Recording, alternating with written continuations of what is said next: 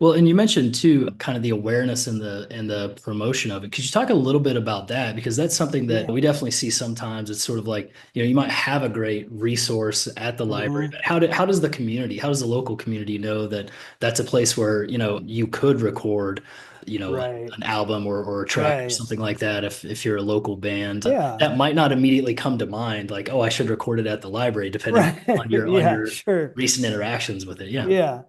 Well, we've been very intentional about promoting the new space, and Yeah. we started before it was completely built.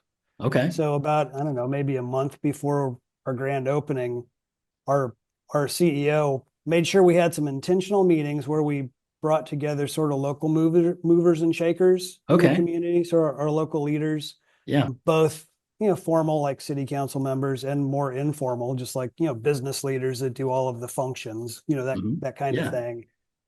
Made sure to share what was happening in the space, gave them coffee and a scone, Yep. and then also had an ask, very specific ask. If you like what you see, make sure you share it with your network. Oh, great.